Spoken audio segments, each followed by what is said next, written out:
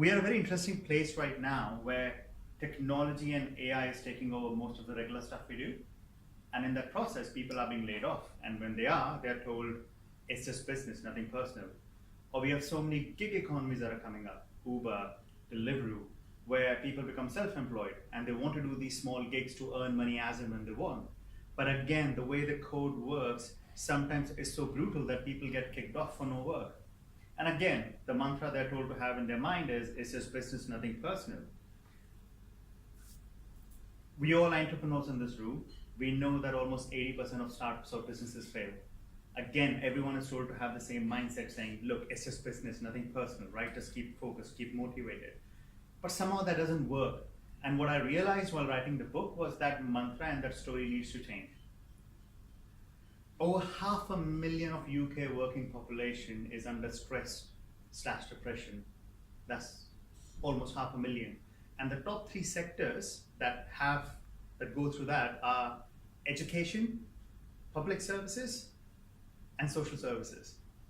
And these 3 sectors are either serving our existing generation or they're preparing the future generation. And they personally are going through stress and depression while they're trying to do that. So imagine the role that emotions are playing at workplace, whether be it negative or be it positive.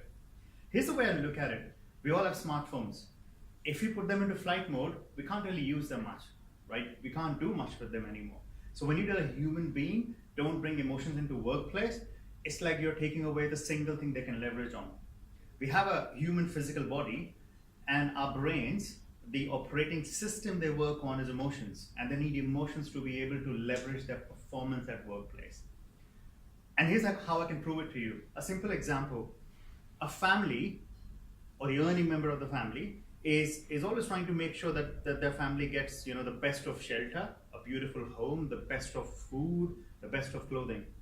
But they're also trying to make sure that, especially their kids, they learn not just to be happy, but they also learn how to manage emotions. They also learn how to manage anger. The same thing applies at workplace, because when a business is trying to get the turnover or the numbers they need, they're doing 2 things. They're either making their customer happy by telling them, hey, look at this amazing new phone, look at what it can do, and get them to part with their money, or they're trying to sell them fear by selling them insurance, talking about things and creating their fear so they buy the product or service, right? So if a business wants to achieve a turnover, they have got to emotionally connect with their customers. Exactly the same way, if they want their employees to perform, they have got to emotionally connect with them. And here's how. If a business wants to achieve the turnover, they have to make their employees take certain actions, right? To make it happen, to create the product, to create the service. Those people, the actions that they do will be based on the strategy that the business is coming up with. That strategy comes up on the basis of what and how people are thinking. And what, how, and people are thinking comes from how they're feeling on that very day when the strategy was being designed. And how they're feeling would then be linked to how they're emotionally feeling. And emotions are not just being happy or being curious, there are other emotions as well. We feel anger, we feel frustrated, we feel stressed, we feel disgusted. Sometimes our ego comes in the way. There are these negative emotions as well. And where we need to get to is we need to get to a point where workplaces go, hey, you just don't have to be happy when you come to workplace. Giving people free breakfast, free fruits, or giving them incentives. That's just to make them happy.